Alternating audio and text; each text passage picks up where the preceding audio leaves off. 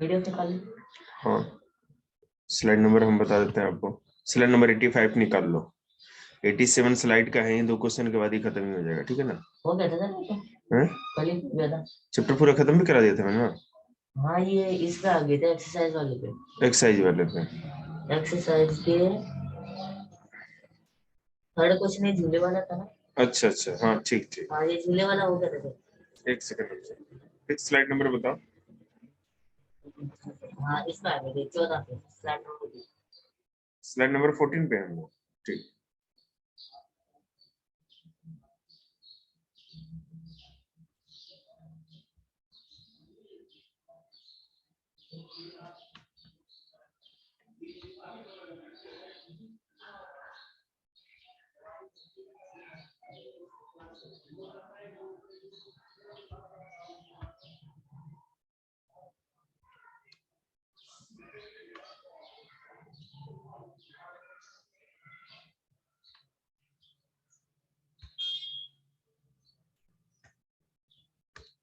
Question number कौन सा था?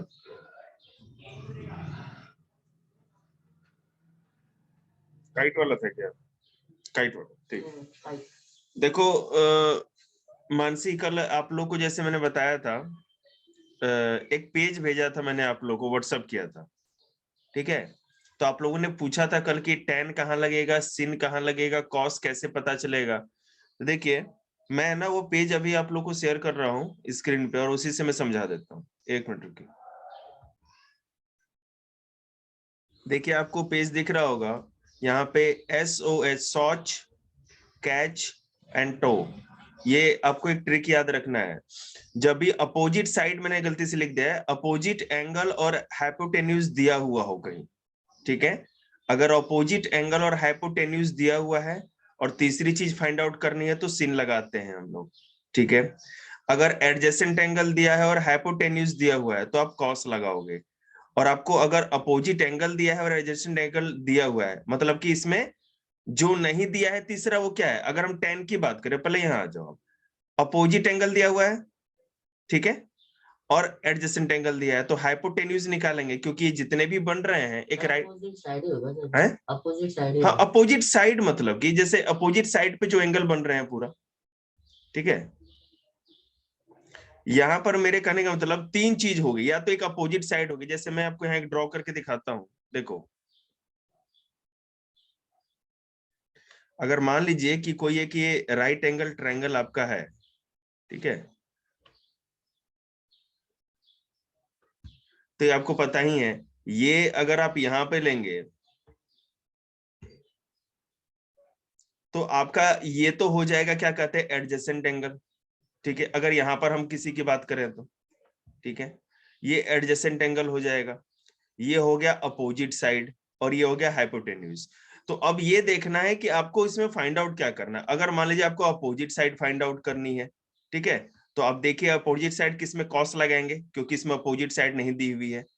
तो कॉस आप कॉस लगा दोगे, तो कॉस जितना डिग्री दिया वो निकाल दोगे, तो एडजेसेंट एंगल और हाइपोटेन्यूज पुट कर दोगे, तो कॉस लगा करके आप इसका अपोजिट साइड निकाल सकते हो। अगर आपको अपोजिट साइड्स और हाइपोटेन्यूज दिया हुआ है तो एडजेसेंट एंगल निकालना होगा, ठीक है? तो एडजेसेंट एंगल जब भी निकालना हो तो आप सिन लगाएंगे, क्योंकि इसमें एडजेसेंट एंगल नहीं दे रखा है। अगर मान लीजिए tan आपको जैसे कि अपोजिट साइड दिया है और एडजेसेंट एंगल दिया है, हाइपोटेन्यूज निकालना हो, अगर आपको हाइपोटेन्यूज किसी भी राइट एंगल का निकालना है इसमें ट्रिग्नोमेट्री में, तो हम tan लगाएंगे। चंचल, मानसी, समझ में आ गया आप लोगों को? Yes sir. अब क्लियर है ना? ये फॉर्मूला बेटे लिख लेना बिल्कुल, इसी के ऊपर जितने भी एप्लीकेशन ऑफ ये ट्रिग्नोमेट्री है, सारे क्वेश्चन इसी पे बन जाएंगे, और ये देखते ही आपको समझ में आएगा, बहुत ही आसान। चलिए आगे चलते हैं अब क्वेश्चंस पे। मानसी एक बार ज्वाइन कर लेंगे तो फिर से उसको समझा देंगे, पता नहीं उसको क्या दिक्कत हो रही है। देखिए, ये काइट है। A kite is flying at a height of 60 meter above the ground. देख रहे हैं ना, ये जो ग्राउंड है इसे 60 मीटर अबव वो उड़ रही है, ठीक है? The string attached to the kite is temporarily tied to a point on the ground. देखिए सी है, यहाँ पर अगर मान लो किसी धागे से बंधी हुई है, किसी धागे से बंधी हुई है, तो काइट तो तिरछी ही जाएगी ना, एक क्या कहते हैं, एक स्लैंटिंग तो बनाएगी ही, एक स्लोप तो बनाएगी ही, सीधे 90 डिग्री के एंगल पर तो नहीं काइट उड़ सकती ना, ठीक है। The inclination of the string with the ground is 60 degree. तो इस काइट की इस ग्राउंड से जो इंक्लाइंड है, मतलब कि इंक्लाइनेशन मतलब कि जो ढाल है या झुकाव है वो 60 डिग्री का है। Find the length of the string assuming that there is no slack in the string, ठीक है। तो आप देखो, ये आपको जो अपोजिट साइड है वो दी हुई है, आपको ये जो CB है ये क्या है, एडजेसेंट एंगल। तो आपको निकालना क्या है, हाइपोटेन्यूज निकालना है। अब मैंने जो फॉर्मूला बताया था हाइपोटेन्यूज में क्या लगाते हैं हम लोग, देखिए sin C लगाते हैं ना, side opposite to angle C upon hypotenuse, ठीक है। हमने लगाया, एक सेकंड रुक जाइए, थोड़ा सा कंफ्यूजन है इसमें, एक सेकंड, मैं समझा नहीं पाया अच्छे से। क्या हमें क्या निकालना, हाइपोटेन्यूज निकालना है। हाइपोटेन्यूज के लिए हमने sin लगाया है, ठीक है। हाइपोटेन्यूज के लिए क्या लगाया हमने, sin लगाया। अब देखिए यहाँ पे sin क्यों लगाया है, फिर से मानसी ज्वाइन नहीं किया अभी क्या, देखो मैं फिर से समझा।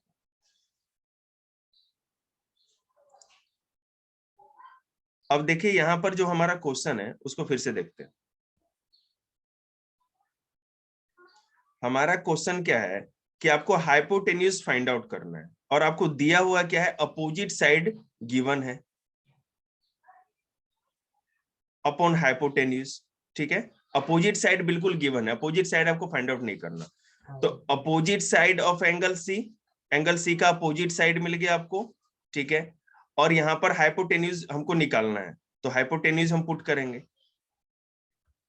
तो 60 डिग्री हमारा क्या था, साइड ऑफ 60 मीटर था, sorry, opposite side opposite to the angle C, ठीक है।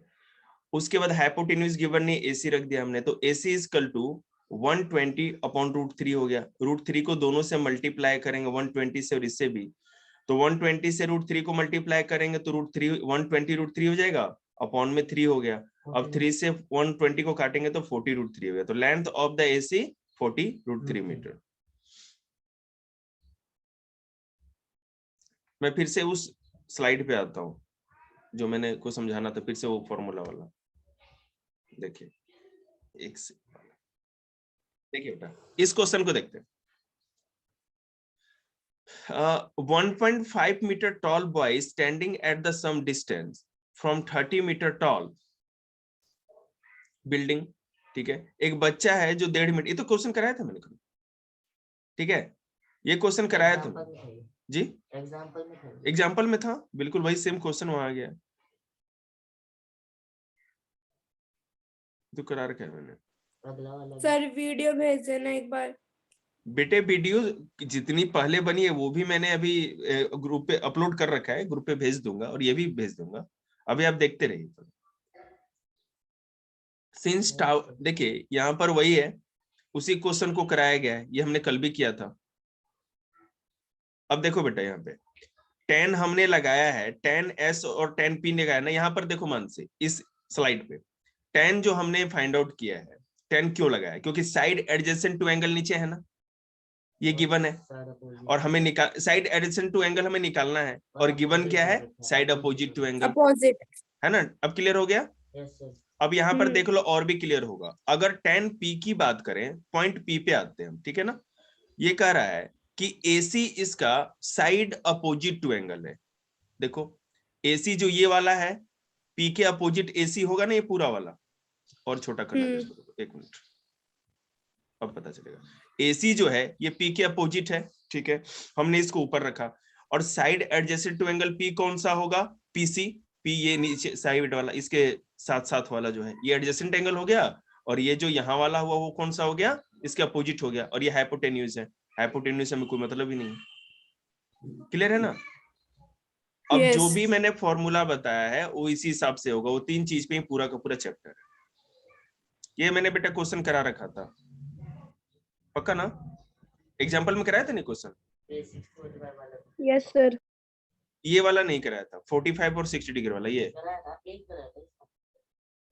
नहीं 9.1 का 7 क्वेश्चन देखो ना, हाँ वही 60-45 सर करा ये है? एग्जांपल में था ये वाला भी। एग्जाम्पल में था ओके ये। ठीक है, ओके इसके अगले वाले नहीं करा देखो, वो ओके। थोड़ा ऊपर नीचे हो गया। कोई बात नहीं, चलो इसको कर देते हैं। ये स्टैचू ऑफ लिबर्टी वाला ना, देखो A statue 1.6 meter tall stands on the top of a pedestal, मतलब कि जहां पर ये चबूतरे के ऊपर ये माता जी खड़ी हैं। From a point on the ground, the angle of elevation of the top of the statue is 60 degree. देखते हैं, ये ग्राउंड से ये जो पेडस्टॉल है जहां पर ये खड़ी है उसका एलिवेशन 60 डिग्री बन रहा है। Yes, sir. ये है ना, फिर से देखते हैं। From Yes. Point on the ground the angle of elevation of the top of the statue, नहीं ऊपर वाला, ये सॉरी ऊपर वाला 60 बन रहा है, मतलब स्टैचू का टॉप और ये क्या कहते हैं जो ग्राउंड है, इससे इसका एलिवेशन कितना है, पीसी आप जो देख रहे हैं ये है 60 degree. Okay, and from the same point the angle of elevation of the top of the pedestal, और ये जहां पर ये माता जी खड़ी हैं, AP भी एंगल हाँ 45 बनता है। एपी हमारा 45 बन रहा है, एंगल AP एपी 45, और हमारा जो क्या कहते हैं पीसी जो है हमारा पूरा सॉरी सीपीबी ये हमारा 60 बन रहा है, और एपीबी 45 डिग्री बन रहा है। चलिए हमें फाइंड आउट क्या करना है, find the height of the pedestal, मतलब कि हमें ये फाइंड आउट करना है, एबी हमें फाइंड आउट करना है। ओके, अब देखते हैं AB मैंने हाइट जी, हाँ हाइट ही फाइंड आउट करना है। इसमें लगेगा देखो सिल लगाएंगे। नहीं, नो, 10 10 10 10 10 10 एडजेसेंट एंगल दिया हुआ है ना भैया, आपको फाइंड आउट क्या करना है, अपोजिट, आपको फाइंड आउट क्या करना है, opposite side, yes opposite side find out करना है आपको। तो अगर आपको अपोजिट साइड फाइंड आउट करना है तो पहले एडजेसेंट एंगल तो फाइंड आउट करना पड़ेगा ना। ये एडजेसेंट जो पीबी है ये भी तो नहीं दिया हुआ है, तो देखो मैं आपको समझाता हूँ, शुरू से करते चलो। Here pedestal is AB and statue is AC, ये AB तो आपका पेडेस्टल है और AC पूरा का पूरा स्टैचू है जमीन से लेके ऊपर तक। नो, स्टैचू इसके ऊपर है AC। Height of pedestal AB है, केवल पेडेस्टल की हाइट क्या है, AB है। Length of the statue 1.6 meter है, A से C तक का जो लेंथ है 1.6 मीटर, सो हमारा AC हो गया 1.6 मीटर। ठीक है, angle of elevation to top of the statue 60 degree, hence CPB जो पहले बताया था हमने 60 डिग्री होगा। Angle of elevation at the top of the pedestal 45 degree है ना, इससे जहां पर खड़ी है माता जी वहां से 45 डिग्री का बन रहा है, तो APB भी हमारा 45 डिग्री होगा। We need to find height of pedestal, हमें AB फाइंड आउट करनी है, हाइट फाइंड आउट करना है। Since statue is perpendicular to the ground, ये परपेंडिकुलर है तो ये 90 डिग्री का एंगल बनाएगा, तो APB 90 डिग्री है हमारा। इन APB is a right triangle, ये राइट ट्रायंगल है हमारा, हमें हाइट फाइंड आउट करना है, मतलब कि अपोजिट साइड फाइंड आउट करनी है। It means side opposite to angle P हमें नहीं पता, और side adjacent to angle P, ठीक है, हमें ये भी नहीं पता। क्लियर है ना, ये दोनों हमें नहीं पता। तो सबसे पहले हम एडजेसेंट एंगल निकालने के लिए 10P लगाया हमने, ये तो समझ में आ रहा है ना आपको, हमने एडजेसेंट एंगल निकालने के लिए 10P लगाया है। तो ये जो 10P है वो हमारा 45 डिग्री है, AB भी पता नहीं और BP भी पता नहीं, ये दोनों हमें पता नहीं है। ठीक है, सो 10 45 डिग्री इक्वल टू 1, तो AB इक्वल टू BP, तो ये BP बराबर AB हो गया। अब ये क्लियर हो गया कि जितना BP है उतना ही AB है, ये फर्स्ट इक्वेशन से क्लियर हो गया। अब उसी तरह हम क्या करेंगे, similarly right angle triangle CPB, इसमें भी बेटा देखो एडजेसेंट एंगल नहीं दिया है और ना ही आपको हाइट दी हुई है, तो वही है। हमने यहां पर क्या किया, 10 60 लगाया है, पहले एडजेसेंट को फाइंड आउट कर रहे हैं हम लोग, तो side opposite to angle P और side adjacent to angle P। ठीक है, तो CB अपॉन BP 10 60 डिग्री होता है √3 BP हमारा उधर जाएगा, तो √3 BP इक्वल टू CB, उसके बाद √3 AB equal to CB। Sir 1.6 कहां से आया? कौन सा 1.6? √3 AC प्लस बीपी के नीचे। सीए है ना हमारा, सीए को दे रखा है, वो सीए की तो लेंथ दे रखी है ना। C हम से सी से बी की बात कर रहे हैं जिसमें सीए दे ये रखा है। रुको एक सेकेंड। तो angle BP equal to CB, angle AB equal to CB. देखेंगे AB into CB from first equation बना है हमारा √3 क्या था, √3 AB equal to CB from equation first. तो एंगल AB इजकल टू क्या होगा, जो हमारा AB हो रहा है वो कितना होगा, AC प्लस AB के बराबर होगा। तो √3 AB हमारा जो क्या है, इसमें से AB उधर लेके, सॉरी 1 - 6 था हमारा, जो AC है वो कितना है 1.6 है, तो हमने AC की जगह 1.6 लिखा, AB का AB रहने दिया। AB को उधर ले गए तो AB यहाँ प्लस था उधर माइनस हो गया, तो AB में से माइनस AB हो गया। तो यहाँ पर √3 AB से AB खत्म हो गया, तो ये 1 तो बचा ना, √3 - 1 AB हो गया हमारा। ठीक है, नहीं AB कॉमन एक से कॉमन लिया है, √3 है AB और यहाँ 1 AB है, तो √3 में से -1 हो जाएगा, AB को हमने बाहर कॉमन में रखा है, यहाँ 1.6 है। अब AB बराबर क्या हो जाएगा, √3 - 1, यहाँ पर हम लोग डिनोमिनेटर में लेके आ रहे हैं, मल्टीप्लाई था 1 डिवाइड में हो जाएगा 1.6 अपॉन √3 - 1। रेशनलाइज करेंगे इसको, न्यूमरेटर डिनोमिनेटर दोनों को √3 + 1 से अगर हम करते हैं तो देखिए 1.6 इंटू √3 + 1 ऊपर हो गया, और √3 का दोनों का स्क्वायर हो गया, -1 का स्क्वायर हो जाएगा। तो √3 का स्क्वायर 3 हो जाएगा, 1 का स्क्वायर 1 हो जाएगा। 1.6 इंटू √3 + 1 अपॉन 2, 3 में 2 गया, 1 गया तो 2 बच गया। अब इसको अगर हम 2 से अगर इसको डिवाइड करेंगे तो 0.8 आ जाएगा, तो AB इजकल टू 0.8 √3 + 1। AB जो हमारा है वो क्या अब आ गया, और यही पूछा भी जा रहा था ना, क्या इसका जो AB है यहाँ पे तो 1.6 अपन में, वो तो AC है। हाँ मतलब साइड इनके में √3 तो ले लिया, लेकिन साथ में +1 तो लगाया। अरे बेटे ये सॉल्व कैसे करोगे आप, हाँ वो √3 लेते हैं ना। अरे भैया प्लस नहीं नहीं नहीं, अब शुरू में आओ, शुरू के फर्स्ट इसके ऊपर आएंगे। तो 1.6 से √3 + 1 हमारा वो मल्टीप्लाई हो गया 1.6 से, हमने तो नीचे को किया है ना, केवल नीचे वाले को मल्टीप्लाई किया, √3 से √3 मल्टीप्लाई √3 का स्क्वायर होल स्क्वायर, -1 और ये +1 था तो -1 का प्लस माइनस माइनस -1 का होल स्क्वायर। ऊपर वाला तो एज इट इज हमने रख दिया है, वो तो सॉल्व ही नहीं हो रहा ना, क्लियर है। तो बेटा हमको केवल यही निकालना था, AB ही निकालना था, इसलिए 0.8 इंटू √3 + 1 मीटर हो गया, ये हमको पता करना था केवल। यहाँ पर 10 इसलिए लगाया गया है क्योंकि एडजेसेंट एंगल हमको फाइंड आउट करना था, ठीक है ना। और अब देखिए मैं इसलिए आपको बता रहा हूं क्योंकि जो एक साइड थी हमारी, अगर 60 वाले एंगल को देखेंगे तो अपोजिट साइड गिवन था हमारा 1.6 मीटर, ठीक है ना, आधा तो गिवन था ना, इसलिए हम लोग को पहले एडजेसेंट एंगल ही फाइंड आउट करना था, इसलिए 10 लगाया था। तो इसमें मैंने अपोजिट साइड दे रखी थी जी बिल्कुल। हो गया।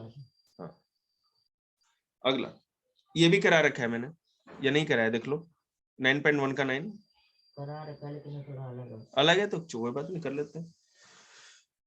The angle of elevation of the top of the building from the foot of the tower is 30 degree, ठीक है, ये देख रहे हैं 30 डिग्री है, एक टावर है ऊंची और उससे बिल्डिंग का एलिवेशन क्या है 30 डिग्री बन रहा है, and the angle of elevation of the top of the tower from the foot of the building, इस टावर के टॉप से अगर इस बिल्डिंग की फुट को देखे पॉइंट बी पे तो 60 डिग्री का बन रहा है। Okay, if the tower is 50 meter high, अगर टावर की हाइट 50 मीटर है, find the height of the building, तो आपको बिल्डिंग की हाइट फाइंड आउट करनी है।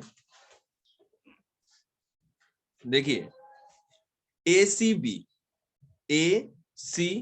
जो हमारा दिया हुआ है वो कितना है 60 डिग्री, सॉरी 30 डिग्री, ठीक है, ACB हमारा 30 डिग्री है, angle ACB, angle of elevation of top the tower from foot of the building 60 degree, तो DBC हमारा 60 डिग्री दिया है, ठीक है। We need to find height of the building AB, हमें AB को फाइंड आउट करना है, इसी चीज को फाइंड आउट करना है। अब देखेंगे, अब ये बिल्डिंग वर्टिकल है तो ये राइट एंगल ट्रायंगल बन रहा है, मतलब ABC, सॉरी कहाँ गया भाई? एबीसी क्या होगा? 90 डिग्री। एंगल एबीसी क्या बनेगा? 90 डिग्री बनेगा। यहाँ देख लीजिए आप लोग, ए बी सी हमारा ये 90 डिग्री बन रहा है यहाँ पे। डीसीबी भी 90 डिग्री है। डीसीबी एक यहाँ पे 90 डिग्री बनेगा और एक यहाँ पे 90 डिग्री बनेगा। In right angle triangle DBC, अगर हम डीबीसी की बात करें तो आपको पता है कि यहां पर हमें दे रखा है 50√3 मीटर। अपोजिट साइड दे रखी है, अपोजिट साइड भी दे रखी है और आपको एडजेसेंट एंगल भी दे रखी है। तो आपको निकालना क्या है? पहले इसको पुट तो कर दें। 1060 निकालना है हमको। Side opposite to angle B 50 meter. हाँ, इसमें तो बीसी की वैल्यू नहीं पुट की और बीसी यहाँ दे रखा है इसकी।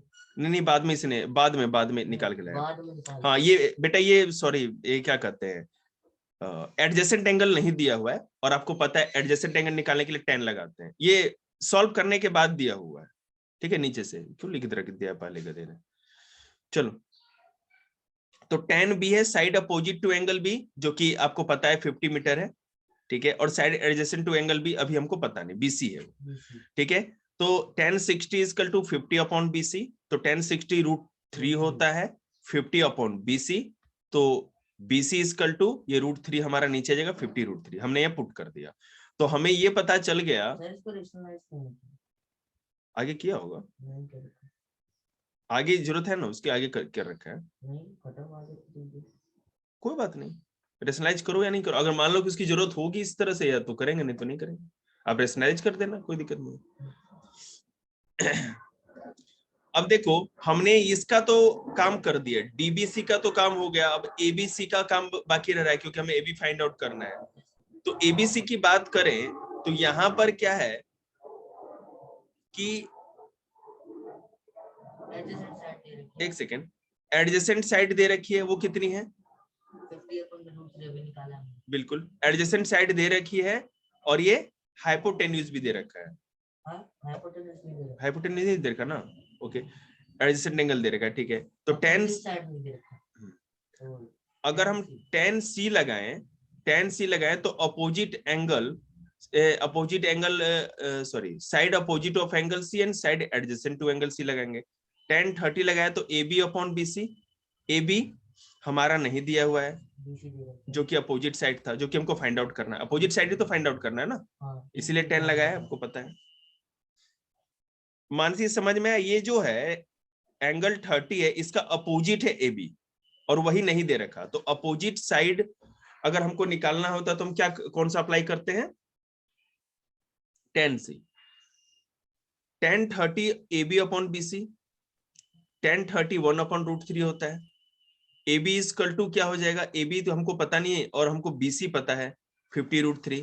1/√3 इक्वल टू AB इंटू ये ऊपर चला जाएगा तो रेसिप्रोकल हो जाएगा √3/50। तो 1/√3 इंटू 50/√3। अगर इसको इस साइड लेके आते हैं तो क्या होगा? इक्वल टू किधर लाएंगे तो रेसिप्रोकल हो जाएगा। तो 1/√3 इंटू 50√3 इक्वल टू AB। तो AB इक्वल टू क्या होगा? 1/√3 इंटू 50√3। उसके बाद √3 मल्टीप्लाई होगा तो केवल 3 बच जाएगा, तो 50/3 मीटर हाइट बिल्डिंग की 50/3 मीटर हो जाएगा। आगे देखो, कितने क्वेश्चन है इसमें? 16 क्वेश्चन है।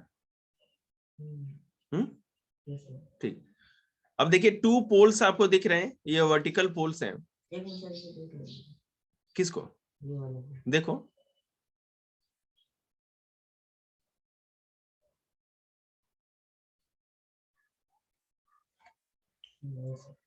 ठीक है ना?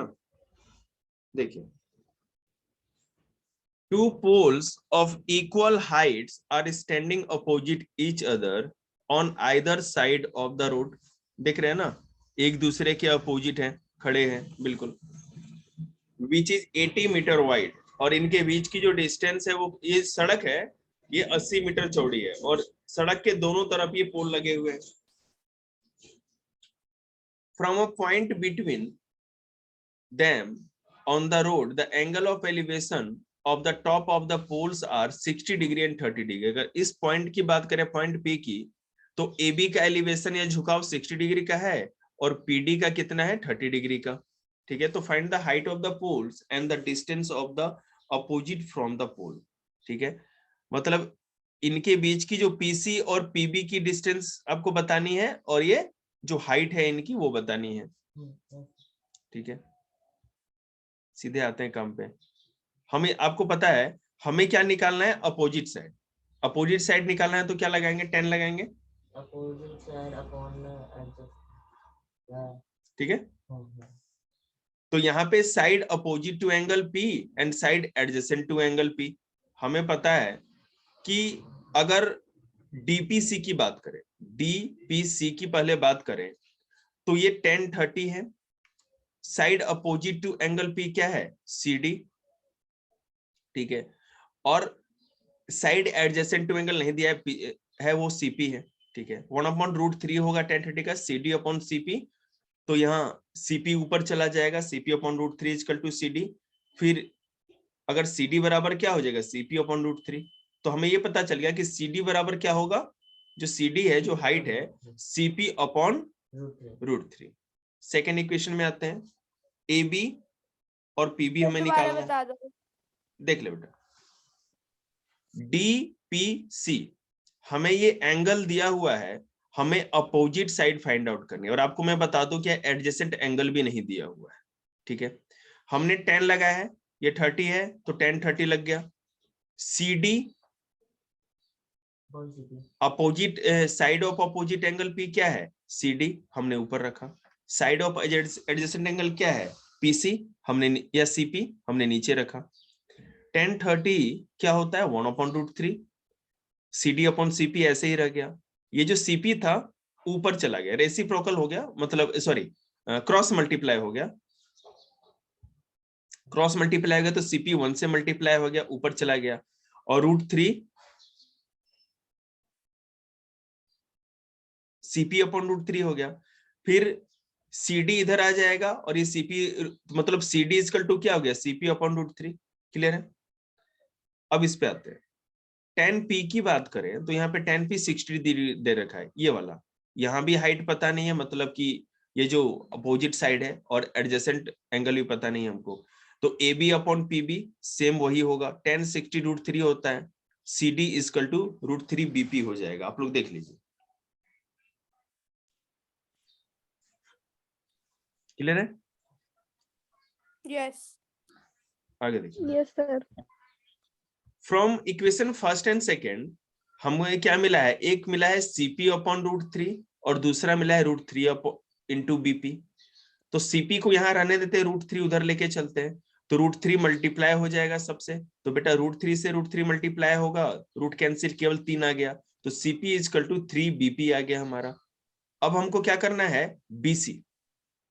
सीपी क्लियर हो गया ना, एडजेसेंट एंगल हमको पता चल गया इसका, वो क्या है 3 बीपी। अब हम देखेंगे बीसी। बीसी बराबर क्या होगा, BP plus PC, BP plus CP. तो 80 डिग्री, बीसी हमारा 80 है, BP plus CP 80, BP plus CP हमारा कितना भी हमने बताया था 3 बीपी, 3 बीपी लिख दिया हमने। तो 80 इक्वल टू क्या हो जाएगा, 3 और 1 4, 4 और 2 बीपी है तो 4 बीपी हो गया।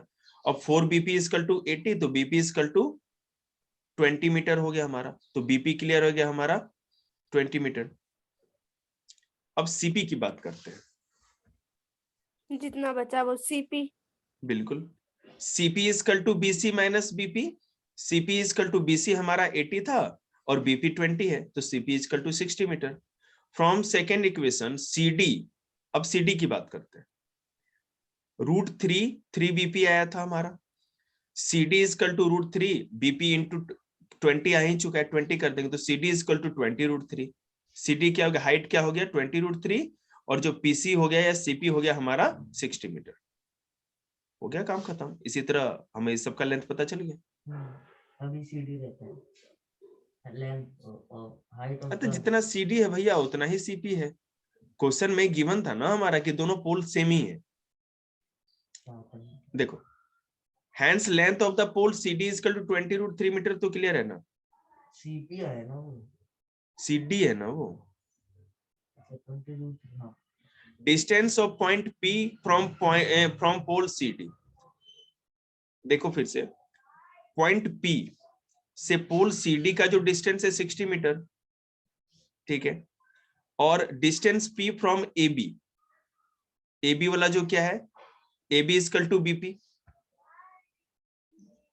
सर इन दोनों में से अगर किसी में भी रखेंगे तो यही आएगी ना 20√3। हाँ, जैसे CD CP अपन में √3 वाला है, उसमें भी अगर पुट करें तो यही आएगा। देखो मेरी बात समझो, आपको मैंने दो हाइट बता दी है, CD की हाइट पता चल गई है और AB का पहले हम लोगों ने क्लियर कर ही लिया था, CD इक्वल टू AB है ना। CD इक्वल टू AB है ही हमारा, तो कोई दिक्कत ही नहीं है, तो क्लियर हो गया ना। फिर क्या समस्या है इसमें? आप लोगों को अभी पूरा दिन है, आज का आज ट्रिग्नोमेट्री खत्म करके कल मिलिएगा, बात समझ रहे हैं ना। ये चैप्टर खत्म चाहिए हमें, ये नहीं कि आधा किए पूरा किए, ऐसा वैसा कुछ नहीं, सारे खत्म करिए। क्वेश्चन छोटा चैप्टर है ना, इसलिए कर रहे हैं। 10 ईयर भी इसका भी मुझे ये करवाना है आप लोग को। सर ये क्वेश्चन कहाँ पे काम आते हैं? ये बेटा क्या कहते हैं, यमलोक काम आते हैं हम लोग के जाने के बाद, अभी तो कुछ काम नहीं आने, सब बकवास है, ये सब कहीं कुछ काम नहीं आता है। आप इंजीनियरिंग में भी जाएंगे ना, IIT भी करना है आपको, ठीक है। आप जो रियल चीज होती है उसमें एंगल उंगल से ही मतलब होता है।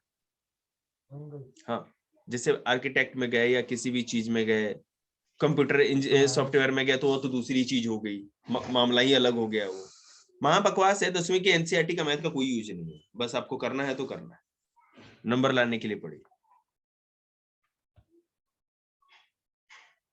आपका साइंस और SST जो है ना, SST जो आप लोग NCERT से पढ़ते हैं, वही लाडो सबसे अधिक काम का चीज है, क्योंकि दुनिया के हर जनरल कंपटीशन में उसी से क्वेश्चन आना है।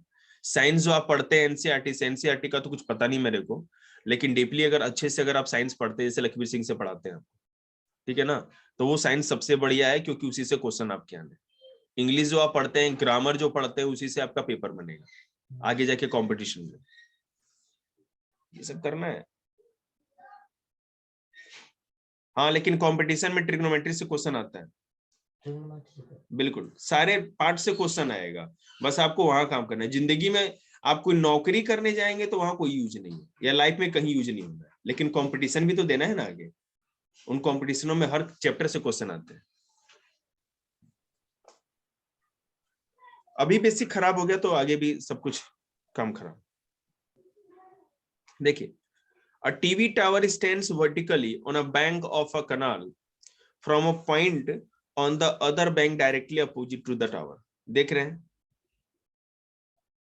टीवी टावर है और ये जो नदी का किनारा है वो 20 metre from another point 20 meter away from this point on the lining join this point of the foot of the tower। The angle of elevation of the tower is 30 degree। Find the height of the tower and the width of the canal। ये कनाल जो है ना, ये 20 metre चौड़ी है, यही है ना।